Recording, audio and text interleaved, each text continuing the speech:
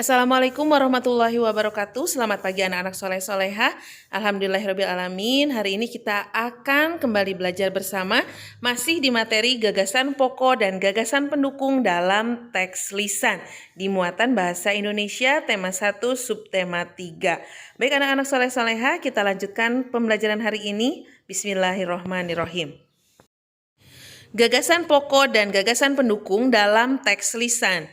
Teks lisan itu apa? Teks lisan adalah teks yang dibacakan. Sama dengan teks pada umumnya, teks lisan juga memiliki gagasan pokok dan gagasan pendukung. Gagasan pokok dan gagasan pendukung dalam teks lisan itu ditemukan dengan cara bagaimana? Dengan cara menyimak, ya, menyimak. Menyimak itu apa? Menyimak artinya mendengarkan dengan seksama hal yang dibacakan atau dibicarakan secara lisan dari orang lain hingga memahami isinya. Jadi intinya pada teks mencari gagasan pokok pada teks lisan ini kita menyimak sebuah paragraf atau beberapa paragraf, lalu kita menentukan gagasan pokok dan gagasan pendukungnya berdasarkan teks yang kita simak, seperti itu. Kita perhatikan contoh teks berikut ini. Salah satu bentuk keragaman di Indonesia yang mampu menarik wisatawan adalah makanan, terutama makanan tradisional. Wisatawan yang datang ke Indonesia akan dimanjakan dengan makanan tradisional. Makanan tradisional Indonesia tersaji dengan beragam jenis, rasa, hingga bentuk penyajian. Ada berbagai jenis makanan tradisional, mulai dari makanan utama seperti papeda hingga kudapan seperti getuk. Dari teks yang tadi kita baca, kita dapat menentukan mana gagasan pokoknya. Ya, betul, gagasan pokoknya ada di awal paragraf, di kalimat yang pertama.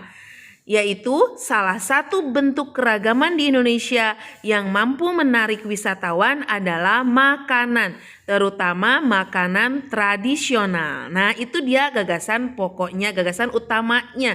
Ingat ya, gagasan utama itu tidak selalu ada di awal paragraf, tapi bisa di akhir ataupun di awal dan di akhir. Lalu kenapa ya di layar kalian ini tertulis gagasan pokoknya adalah makanan tradisional Indonesia mampu menarik wisatawan? Nah, mengapa jawabannya seperti itu? Jadi ketika kita menentukan gagasan pokoknya, itu kalian boleh dengan menyalin secara utuh kalimatnya atau boleh juga kalian menarik kesimpulan dari kalimat tersebut. Boleh seperti tadi jawaban yang pertama Ibu ucapkan dari salah satu sampai dengan tradisional, atau boleh kita ambil inti dari kalimat itu apa? Intinya adalah makanan tradisional Indonesia mampu menarik wisatawan. Nah, jadi boleh jawabannya seperti itu juga. Lalu mana yang termasuk gagasan pendukung? Masih ingat gak mana gagasan pendukung? Ya, kita tentukan dulu dari paragraf ini ada berapa kalimat. Ya, betul, ada 4 kalimat ya. Yang pertama dari salah satu sampai tradisional, yang kedua dari wisatawan sampai makanan tradisional, yang ketiga makanan tradisional sampai penyajian, yang keempat dari ada berbagai sampai getuk. Nah, berarti ada 4 kalimat ya di paragraf ini. Dari 4 kalimat ini ada 1 yang merupakan gagasan pokok dan sisanya yang 3 adalah merupakan gagasan pendukung atau kalimat penjelas.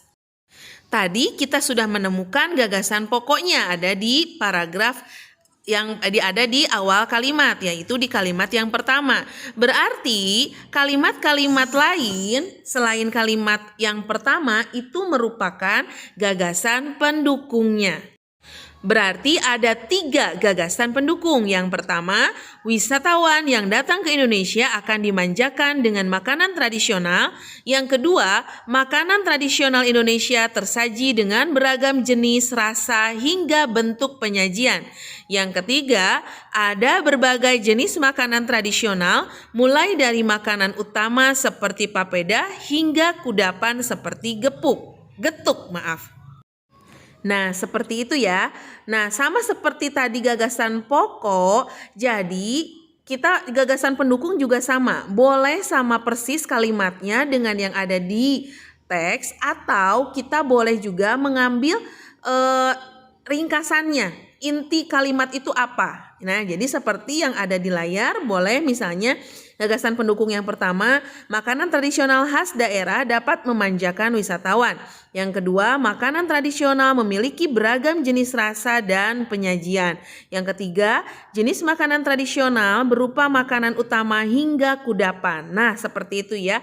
Jadi sekali lagi bisa berupa kalimat utuh dari paragraf tersebut atau kita bisa menentukan inti dari kalimat tersebut apa. Lalu sekarang bagaimana cara membuat ringkasan dari teks lisan? Kita ketahui dulu apa itu ringkasan. Ringkasan adalah penyajian singkat dari sebuah teks dengan tetap mempertahankan urutan isi teksnya. Kata lain dari ringkasan itu rangkuman. Nah, gitu ya. Jadi ringkasan ini berisi uraian tentang isi teks. Ringkasan dapat ditulis berdasarkan peta pikiran yang berisi gagasan pokok dan gagasan pendukung dalam teks lisan. Oleh karena itu, kegiatan menyimak saat mendengarkan sangat penting sekali. Nah, gitu ya. Jadi ketika kita mendengarkan apapun, mau cerita atau materi pembelajaran, itu harus disimak dengan seksama, dengan sebaik mungkin. Nah, sekarang yuk kita kerjakan tugasnya ya. Tugas hari ini dia ya. Ada 3 soal. Yang pertama kalian tinggal pilih A, B, C atau D. Yang kedua gagasan pokok dan gagasan pendukung dapat ditulis dalam bentuk apa gitu ya. Nah, yang kelima, yang ketiga, nih jangan lihat nomornya nih ya. Buat sebuah paragraf. Kalian bikin dulu buat paragraf ya tentang apa saja, bebas. Lalu setelah buat paragrafnya, 1 paragraf aja ya, nggak usah banyak-banyak.